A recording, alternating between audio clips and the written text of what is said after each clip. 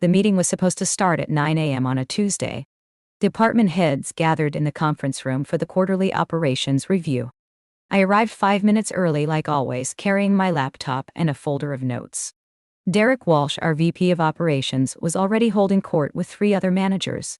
I heard my name as I approached. Michael's too soft with his team. No accountability, no urgency. Just feels good management that doesn't drive results. I paused in the doorway. Derek noticed me and didn't even look embarrassed. "Morning, Michael." We were just discussing management styles. I was saying you might need to be tougher on your team. Push harder. Create some pressure. I'm Michael Torres. I'd been a director of quality assurance at Prestige Manufacturing for 6 years. I managed a team of 12 QA inspectors and engineers responsible for ensuring our medical device products met FDA regulations and company standards. My team had a 99.3% catch rate for defects before products shipped. We passed every FDA audit for the past 5 years without a single major finding. Our documentation was impeccable. Our processes were solid, but I didn't yell at people. I didn't create pressure through intimidation or public criticism. I treated my team like professionals, gave them clear expectations, supported them when they needed help, and held them accountable through structured performance reviews rather than aggressive management tech. Apparently, that made me too soft. "Derek, my team's performance metrics are strong," I said, taking my seat. "We're exceeding targets in every category. Metrics don't tell the whole story. I see your people leaving at 5 p.m. while other teams are staying late. I see you having casual conversations instead of demanding updates. That's not how you drive excellence." "That's exactly how you drive excellence. My team is efficient because they're focused during work hours. They don't need to stay late because they're not wasting time managing unnecessary pressure." Derek smiled in a way that suggested he thought I was naive. We'll see how long that approach holds up. The meeting moved on to other topics. But the too soft comments stuck with me. Not because I doubted my approach. I knew my team was performing well, but because Derek represented a management philosophy that was increasingly dominant at Prestige. Aggressive, demanding, focused on visible hustle over actual results. That afternoon I got a call from Karen Fletcher in the compliance department. "Michael, can you come to my office? I need to discuss something sensitive." Compliance calls are never routine. I walked to Karen's office immediately. She closed the door behind me. "Michael, I'm going to be direct. We've received an anonymous complaint about safety protocol violations in the assembly department. The complaint alleges that inspectors are being pressured to approve components that don't meet specifications in order to keep production moving." My stomach dropped. That's a serious allegation. "Do you have specifics?" "Not yet. We're conducting an investigation. But I'm calling you first because if this is true, it could lead to FDA enforcement action, product recalls, or worse. I need to know if your QA team has raised any concerns about pressure to approve defective products. Not to me directly, but let me check our documentation. Every rejection is logged with reason codes and inspector notes. If there's a pattern of pressure, it should show up in the data. Can you pull that data and have it ready for a meeting tomorrow morning? And Michael, don't mention this to anyone outside your immediate team. If someone's pressuring inspectors to pass bad products, we need to identify who before they can cover their tracks." Back at my desk, I started pulling QA rejection data. Every time an inspector rejected a component, they logged it in our quality management system. Part number, rejection reason, inspector name, date, disposition. I pulled 6 months of data and started analyzing patterns. What I found made the too soft comment from this morning suddenly much more significant. Over the past 3 months, rejection rates in Assembly Area 3 had dropped by 47%. That sounds good, fewer defects, except it coincided with a 23% increase in customer complaints about products from that same area. Fewer inspections catching problems, but more problems reaching customers. That's not improved quality. That's inspectors being pressured to let things pass. I cross-referenced the data with inspector assignments. 3 of my QA inspectors worked primarily in Assembly Area 3. All 3 had been at Prestige for less than a year. All 3 reported through the chain to me, but their day-to-day work was supervised by assembly managers. including Derek Walsh, who just called me too soft for not creating enough pressure. I pulled up the anonymous complaint Karen had mentioned. It didn't include names, but it described specific incidents. Inspectors being told to use judgment to keep production moving. Assembly supervisors saying, "We can't afford another shutdown over minor defects." Pressure to approve comp. One ends that are close enough to specifications. The language sounded like Derek. Use judgment, close enough, can't afford shutdowns. Those were his phrases. I spent the next 3 hours documenting everything. Rejection, rate, trends. Customer complaint correlation. Inspector assignments. And then I did something I'd been doing quietly for months. I pulled up the documentation of concerns my team had raised to me. Because the truth was, my inspectors had been telling me about pressure. I'd been documenting it and addressing it through proper channels, formal memos to Derek about maintaining quality standards and supporting inspector independence. Professional language, proper escalation, documented concerns. The kind of management Derek called too soft. But every concern was documented. Every conversation was logged. Every time an inspector told me they felt pressured to pass questionable components, I'd created a paper trail. Not because I was building a case. Because that's how you manage quality in a regulated industry. You document everything. The next morning, Karen's meeting included 3 people: Karen from compliance, Richard Morrison, the CEO, and James Bradford, the company's general counsel. I brought my laptop and 2 folders of printed documentation. "Michael, thank you for coming," Karen started. "We're treating this anonymous complaint very seriously. Can you walk us through what you found?" I pulled up my analysis. Over the past 3 months, QA rejection rates in Assembly Area 3 have dropped 47%. During the same period, customer complaints about products from Area 3 increased 23%. That pattern suggests inspectors are letting defective components pass. Richard leaned forward. Why would they do that? Because they're being pressured to? I've documented multiple incidents where inspectors reported feeling pressure from assembly supervisors to use judgment and avoid unnecessary shutdowns. The supervisors wanted to maintain production flow even if components were marginal. Lie out of spec. Do you have documentation of these incidents? James asked. I opened the first folder. Every time an inspector raised a concern about pressure, I documented it. Dates, specific comments, inspector names, and the actions I took to address it. Most commonly, I sent formal memos to the assembly department leadership reminding them of quality standards and inspector independence. Who's the leadership in Assembly Area 3? Richard asked. Derek Walsh. The room went quiet. Karen spoke carefully. Derek Walsh is the person who oversees that assembly area? Yes. And before you ask, yes, Derek is aware of the quality standards. I've sent him 4 formal memos in the past 3 months about maintaining inspector independence and not pressuring QA staff. All documented. I slid the memos across the table. Each one was professionally worded but clear. Inspectors must be allowed to reject components that don't meet specifications. Production pressure does not override quality requirements. Supervisors should not influence inspector decisions. James reviewed the memos. These are well documented. Did Derek respond? Verbally, yes. He told me I was being too rigid and that inspectors needed to use better judgment rather than shutting down production over minor issues. He suggested my management style was too soft and that I wasn't creating enough urgency. Did you document those conversations? Karen asked. I opened the second folder. Every significant conversation with Derek about quality standards is documented. Email summaries I sent to him after in-person discussions, documenting what was said and what was agreed to. All saved. Richard looked at the documentation with an expression between impressed and concerned. Michael, this is extremely thorough. Why didn't you escalate this to me directly? Because I was handling it through proper channels. Derek is VP of Operations. I'm the Director of QA. The appropriate escalation is to document concerns, address them with the manager involved, and create paper trails that establish the issue was raised and taken seriously. I was doing exactly that. But you knew there was a problem, James said. I knew there was pressure to maintain production flow. That's normal tension in manufacturing. Production wants speed, QA wants quality.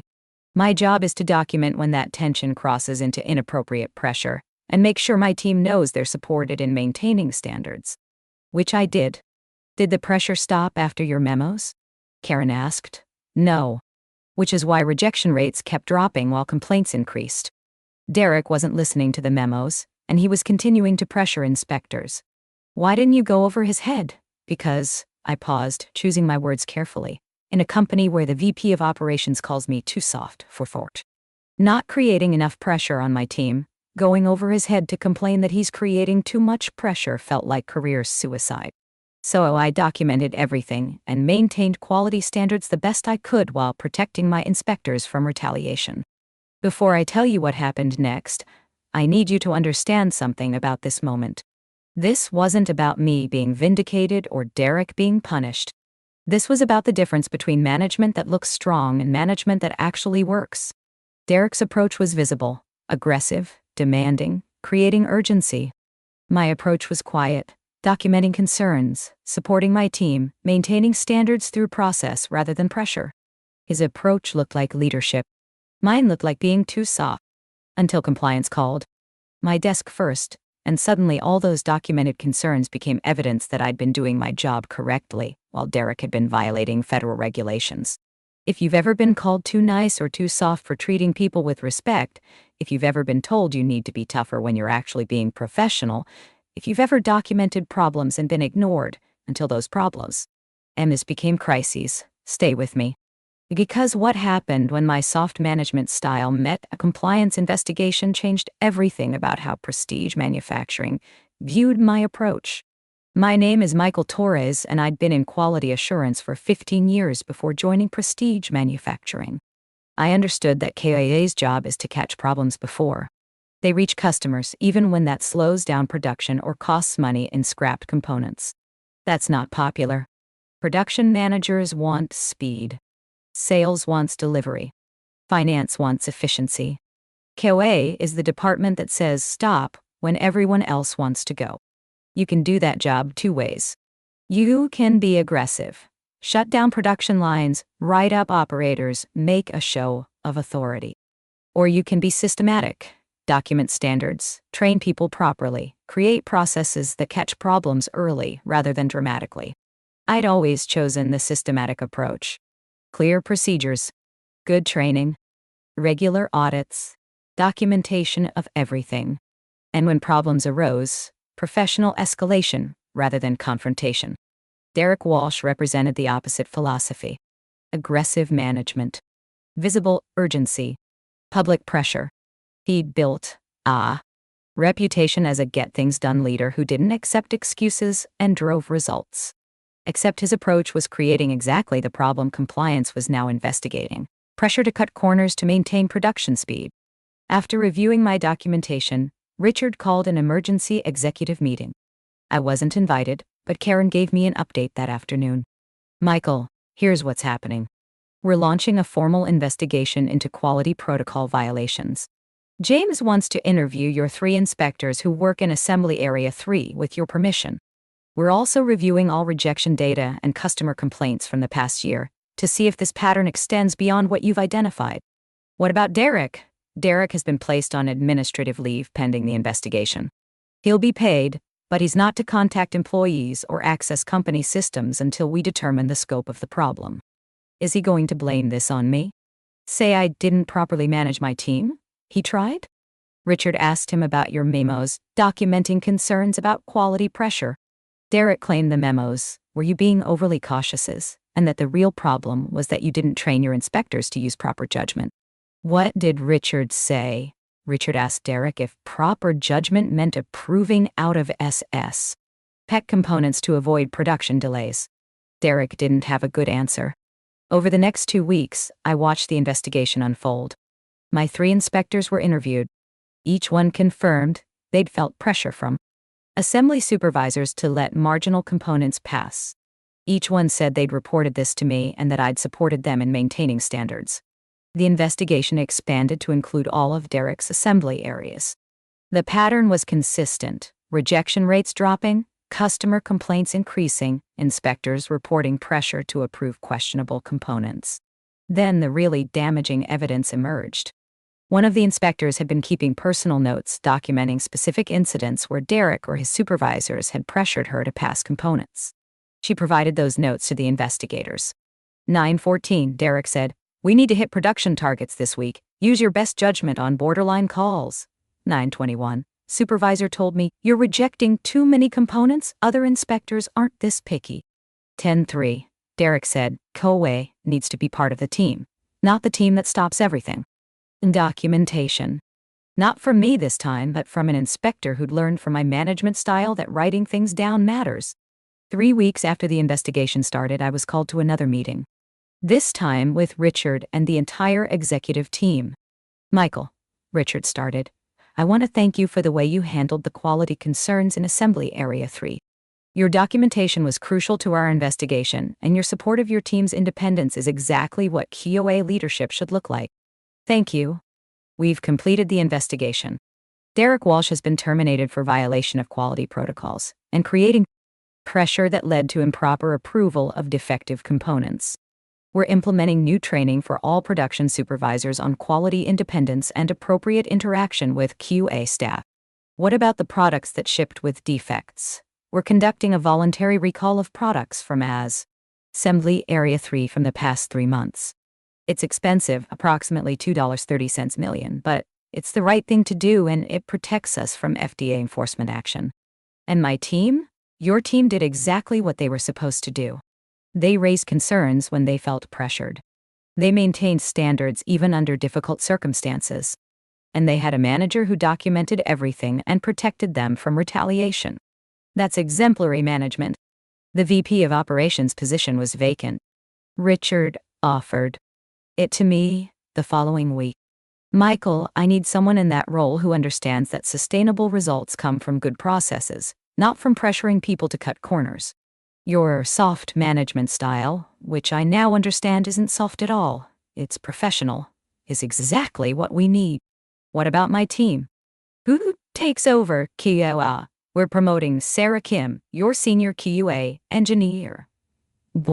She's learned from your approach, and she's ready. You'll still oversee QA as part of operations, but you'll also be responsible for production, maintenance, and logistics." "The teams that used to report to Derek?" "Yes. And they need to learn a different way of working. One that values quality and process over visible hustle and cutting corners." I accepted the position. The irony wasn't lost on me. The manager who was too soft was being promoted to oversee the aggressive, pressure-driven departments that had created a compliance crisis. My first week as VP of Operations, I held meetings with each department. The message was consistent: results matter, but how you achieve them matters more. Cutting corners might hit short-term targets, but it creates long-term problems. We're going to focus on sustainable performance through good processes and professional management. Some of Derek's former team members struggled with the transition. They were used to pressure, urgency, public criticism when things went wrong. My approach, clear expectations, structured feedback, documented concerns rather than dramatic confrontations, felt foreign to them. But within 3 months, the data started showing improvement. Production efficiency actually increased as people spent less energy managing pressure and more energy doing their jobs well. Quality metrics improved as inspectors felt empowered to do their jobs without fear of retaliation. Customer complaints dropped significantly. Turned out soft management actually drove better results. It just wasn't as visible or dramatic as the aggressive approach. 6 months after becoming VP of Operations, I got a call from Derek. He'd found a position at a different manufacturing company and wanted to apologize. "Michael, I wanted to say I was wrong about you. I thought your management style was weak. I thought you needed to be tougher on your team. I didn't understand that what you were doing, documenting concerns, supporting your people, maintaining standards, was actually stronger leadership than my approach. What changed your mind?" "I got fired for doing exactly what I'd always done. And when I looked back at what happened, the difference was that you documented everything. You created paper trails that protected your team and the company. I just pushed for results and assumed that was enough. When things went wrong, I had no defense because I hadn't documented that anyone had raised concerns or that I'd addressed them properly. You had documented everything, so when the investigation happened, It was clear you'd been managing the situation correctly. It wasn't about building a defense, Derek. It was about doing the job properly. No. One. That's what I didn't understand.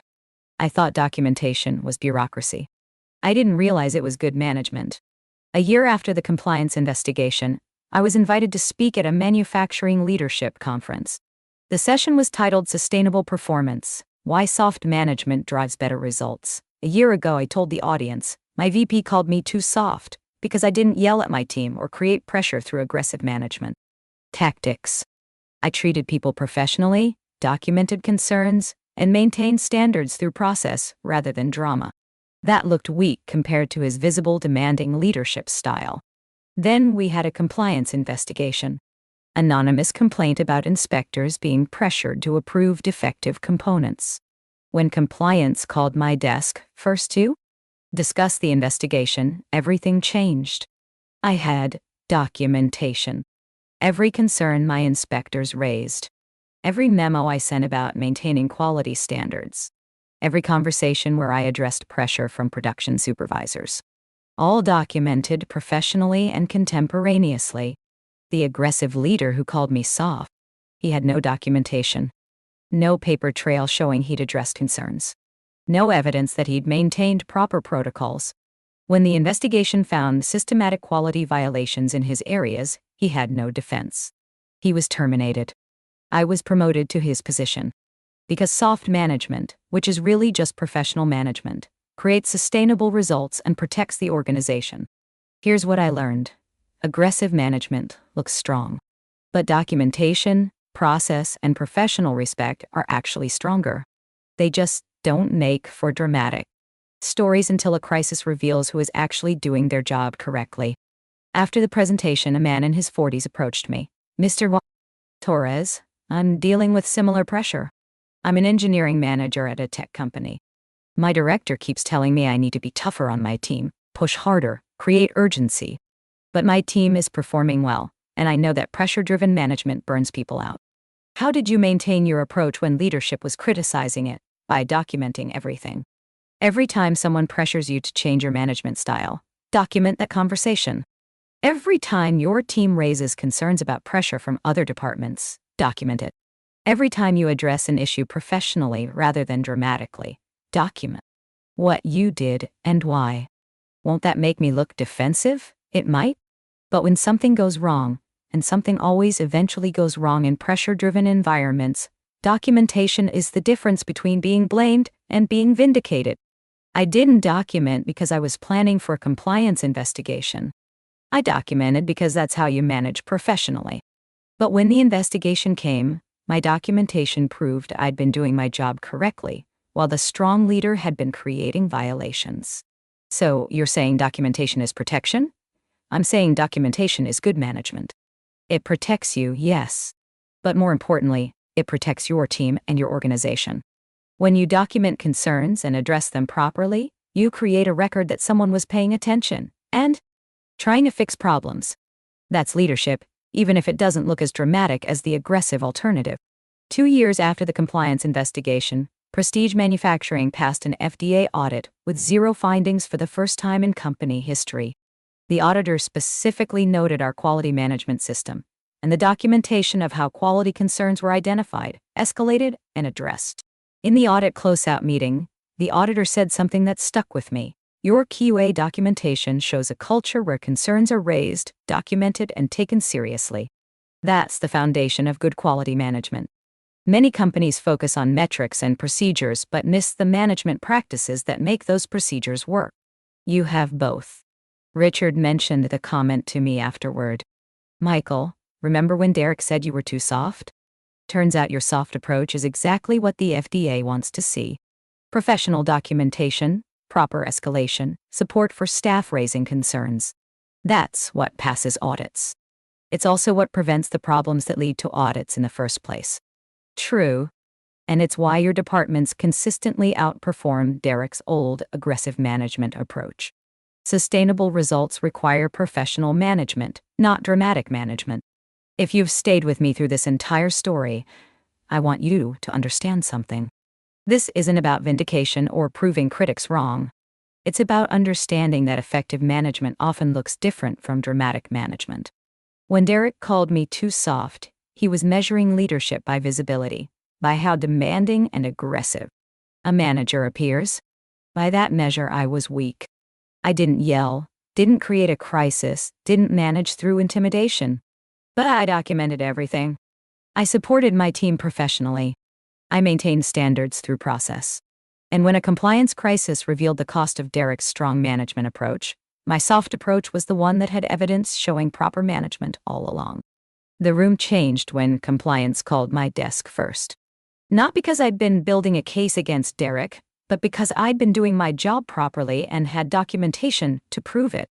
If you're being called too nice, too soft, or too lenient for treating people professionally, remember, aggressive management looks strong until someone checks the documentation.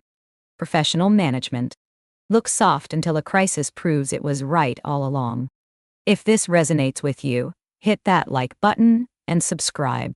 Share your experiences in the comments about being called too soft or about documentation proving you right. Those stories help others recognize that professional management is real strength. Remember, they called me too soft for not yelling at my team.